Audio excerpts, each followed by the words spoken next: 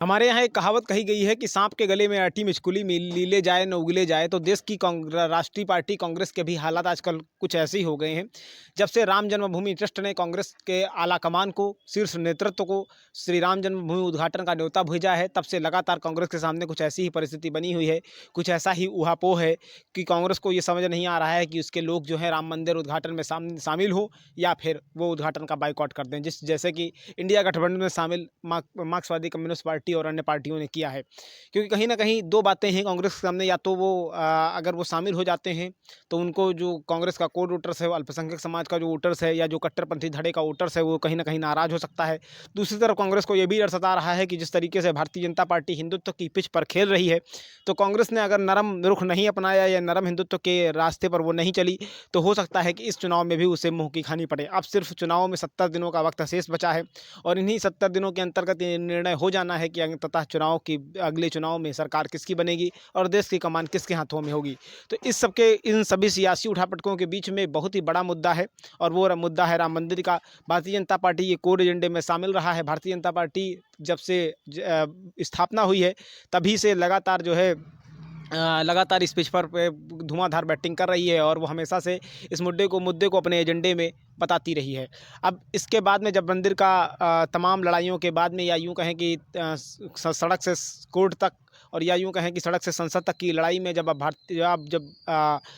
जनता party का कहना है कि उसके प्रयासों से जब मंदिर बनकर तैयार हो रहा है, तो उसका जो खेलना है वो स्वाभाविक है और वो जो है इस पिच पर उसी तरीके से बैटिंग करेगी जैसे वो करती आ रही है। लेकिन कांग्रेस के सामने कशमकश की स्थिति बन गई है, क्योंकि अब उसके सामने अगर वो जा रहे हैं उनके उनके नेता, तो कहीं न कहीं उनको कहीं न कहीं ये डर होगा कि दूसरा जो कोर वोटर्स है वो नाराज़ हो जाए उनका, और दूसरा जो उनके जो पार्टी के इंडिया गठबंधन में शामिल अन्य घटक दल हैं वो नाराज़ हो गए, तो उससे भी पार्टी को नुकसान उठाना पड़ सकता है। फिलहाल जन्मभूमि राम जन्मभूमि तीर्थ ट्रस्ट की तरफ से कांग्रेस आला कमान की में, चाहे वो मल्लिकार्जुन खड़गे हों, चाहे वो सोनिया गांधी जी हों, राहुल गांधी जी हों, इस तरीके से बड़े नेताओं को जो है निमंत्रण भेज दिया गया है। कांग्रेस इस मुद्दे पर अभी कुछ भी खुलकर कहने से बच रही है, लेकिन कांग्रेस पार्टी के एक बड़े नेता का कहना है कि मंदिर ट्रस्ट ने हमें वहाँ पर बुला करके जो मौका दिया है उसके लिए हम उनका धन्यवाद करते हैं, हम उनका आभार व्यक्त करते हैं। और दूसरी तरफ एक बात ये भी है कि उसको लेकर के जो उनके नेता हैं वो कहीं न कहीं ये भी कह रहे हैं कि हम मंदिर के जो उद्घाटन कार्यक्रम है उसमें हम शामिल होंगे या नहीं होंगे, इस पर हम कुछ भी स्पष्ट रूप से नहीं कहेंगे, लेकिन हमारा इतना ज़रूर कहना है कि हम ये जो समय आएगा, यानी जब 22 जनवरी साल 2024 का जिस दिन होगा, उस दिन ये स्पष्ट हो जाएगा कि हमारे लोग मंदिर के उद्घाटन में शामिल हो रहे हैं या नहीं हो रहे हैं, अभी इसकी जल्दी क्या है। तो ये के वेणुगोपाल का कहना है, जो पार्टी के महासचिव हैं। उधर कांग्रेस का जो शीर्ष नेतृत्व दक्षिण भारत में है, दक्षिण भारत के नेता मुरलीधरन का कहना है कि अगर कांग्रेस के लोग यहाँ शामिल होते हैं तो कहीं न कहीं उससे पार्टी को नुकसान होगा, और पार्टी का, क्योंकि जिस तरीके से माहौल कांग्रेस के पक्ष में अभी बना हुआ है अल्पसंख्यक समाज का, तो हो सकता है कि वो नाराज़ हो जाए और जो है कहीं न कहीं उसको जो है इसका नुकसान उठाना पड़े। इसी तरीके से अन्य भी तमाम पार्टियां हैं, उनका भी कहीं न कहीं ये इस पूरे मामले को लेकर के रुख है। कांग्रेस का ही एक घटक दल कांग्रेस को ही समर्थन करने वाली एक मुस्लिम पार्टी है साउथ की, तो उसने भी अपना कह दिया है कि पार्टी को जो भी करना है वो अपना स्पष्ट रूप से कर ले, क्योंकि चुनाव सर पर है, और अगर ऐसे में पार्टी कहीं न कहीं अगर खुल कर के फैसला नहीं लेती है तो इसका जो नुकसान है वो कांग्रेस को उठाना पड़ सकता है। तो फिलहाल कांग्रेस के सामने जो विकल्प हैं वो कुछ भी वो स्पष्ट नहीं कर पा रही है। उसको कहीं न कहीं ये डर सता रहा है कि भारतीय जनता पार्टी जिस तरीके से 90 के दशक से वो लगातार हिंदुत्व की पिच पर पे खुल करके खेल रही है और राम मंदिर को उसने मुद्दा बनाया है, और उसके बाद में जिस तरीके से पार्टी का नवोदय हुआ है, और सन 91 में जिस तरीके से पार्टी को मतलब पहले जो है करीब 180 सीटें मिली, फिर उसके बाद में उसकी सीटों में लगातार इजाफा हो रही, और 2014 में उसने जिस तरीके से प्रचंड बहुमत से सरकार बनाई, फिर उसके बाद में दोबारा 303 सीटें लेकर प्रचंड बहुमत से सरकार बनाई। तो कहीं न कहीं राम और हिंदुत्व के मुद्दे पर भारतीय जनता पार्टी का जो बढ़ता वर्चस्व है उसको लेकर के कांग्रेस में चिंता ज़रूर है, और उसे लेकर के पहले जब प्रधानमंत्री नरेंद्र मोदी को बुलाया गया था, तो पार्टी के नेताओं का कहना था कि क्या हमें बुला लेना चाहिए था,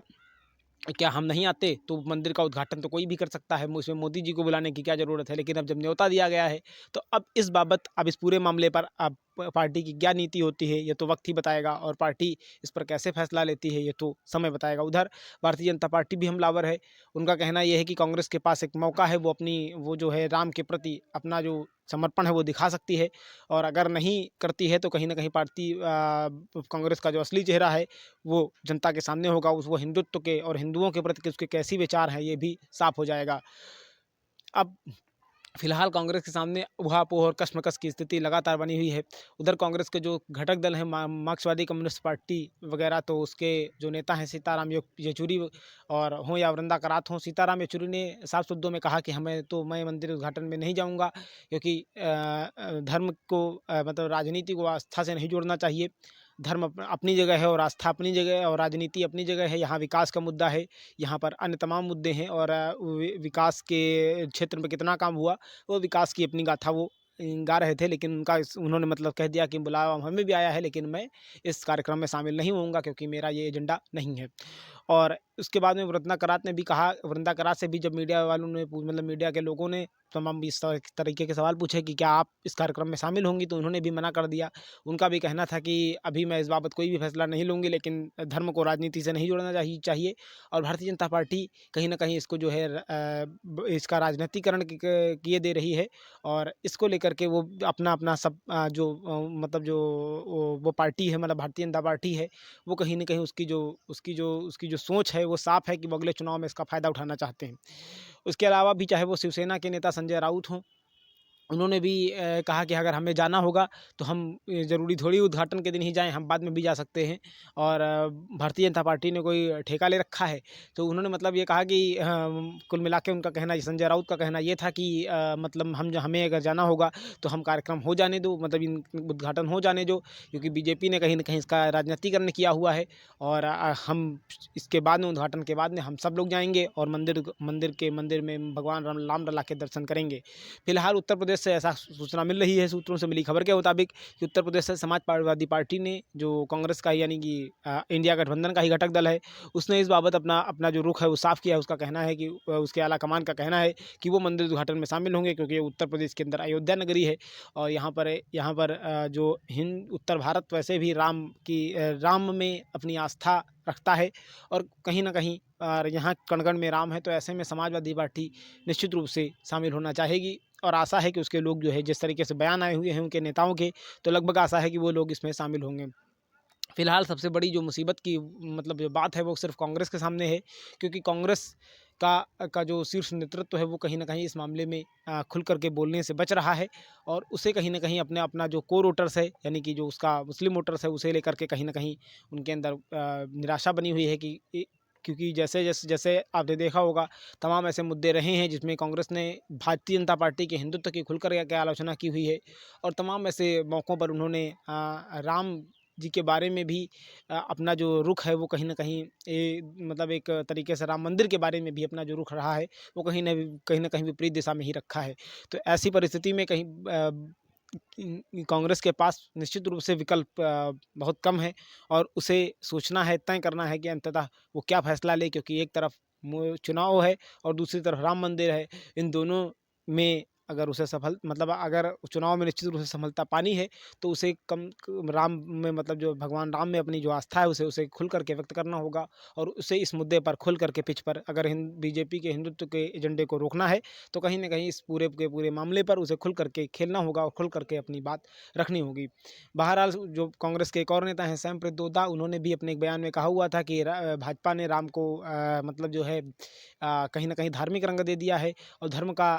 इससे क्या लेना देना है, और उन्होंने भी मतलब भारतीय जनता पार्टी की इस पूरे मामले को लेकर के आलोचना की हुई थी।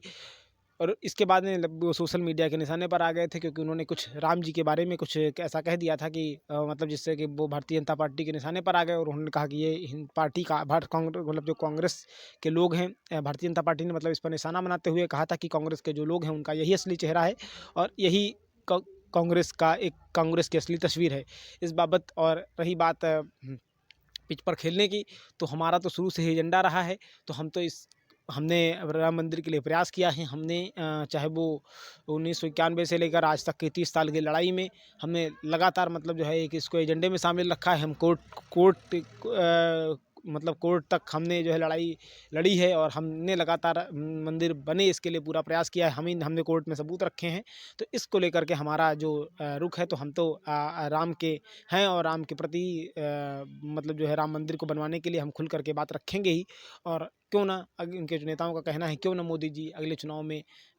लोगों को राममय कर दें और राम के मतलब प्रभु के नाम पर वो अपनी पार्टी को आगे बढ़ाएं। तो कहीं ना कहीं इन सब चीज़ों को लेकर के भारतीय जनता पार्टी खुल करके खेल रही। उधर स्वयं प्रतोदा ने बात ने अपने बयान पर माफ़ी भी मांगी थी। उन्होंने कहा था कि हमारा मतलब मेरा वो मतलब नहीं था, मेरे बयान को जो है तोड़ मरोड़ करके पेश किया गया और मेरा बयान उस तरीके का नहीं था जैसा जैसा कि दिखाया जा रहा है मीडिया में। और इसको लेकर उन्होंने मीडिया को भी मतलब हम मीडिया पर भी धावा बोला था। उन्होंने कहा था मेरा मतलब विकास से था कि प्रदेश में क्या सिर्फ मंदिर ही मुद्दा बचा हुआ है, अब सिर्फ जो है अन्य मुद्दे सब खो गए हैं, चाहे वो विकास का मुद्दा हो, चाहे वो सड़क का मुद्दा हो, चाहे वो व्यापार का मुद्दा हो। तो क्या अन्य सारे मुद्दे छिप गए हैं इसके आगे, सिर्फ और सिर्फ जो है सिर्फ और सिर्फ मंदिर का ही मुद्दा है। तो इस बात को लेकर के उनको जो है घेरा गया, उनको मतलब भारतीय जनता पार्टी के नेताओं की तरफ से घेरा गया था। और भाजपा ने ऐसे आरोप लगाए थे कि कांग्रेस का यही असली चेहरा है और कांग्रेस लगातार जिस तरीके से राहुल गांधी मंदिर जाने को लेकर टिप्पणी करते हैं और वो चुनाव के वक्त तो जो है दत्तात्रेय गोत्र का अपने आप को ब्राह्मण बताते हैं, हिंदू बताते हैं, लेकिन उसके जो नेता हैं, उनके जो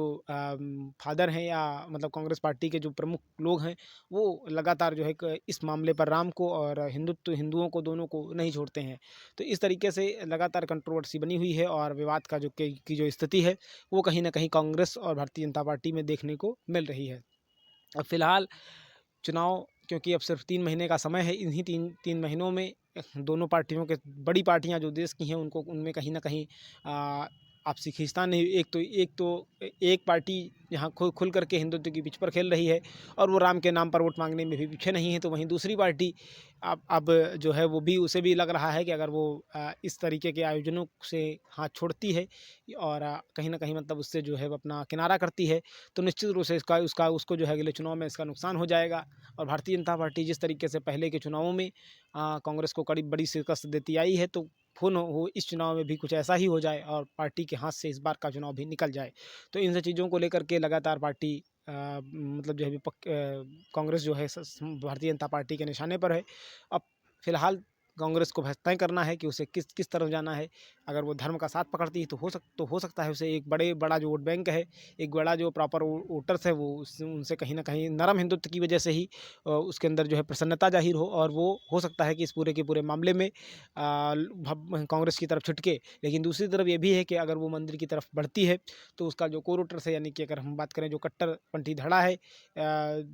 मुस्लिम समाज का, तो हो सकता है कि वो नाराज़ हो जाए और उससे जो है कहीं ना कहीं उसे और उनकी अपील के हो सकता है वो अपील कर दें कि मतलब जो है कांग्रेस का की जो तस्वीर है वो ये है। तो हो सकता है कांग्रेस को उस तरफ नुकसान भी उठाना पड़े। तो इस मामले में इन सब चीज़ों को ध्यान में रखते हुए कहीं ना कहीं कांग्रेस के सामने कई विकल्प मतलब सिर्फ कुछ ही विकल्प हैं, उसे उस पर जो है लड़ना है और जनता तक अपनी बात भी पहुँचानी है। तो आज जो है वैसे प्रधानमंत्री नरेंद्र मोदी अयोध्या में थे और उन्होंने जो है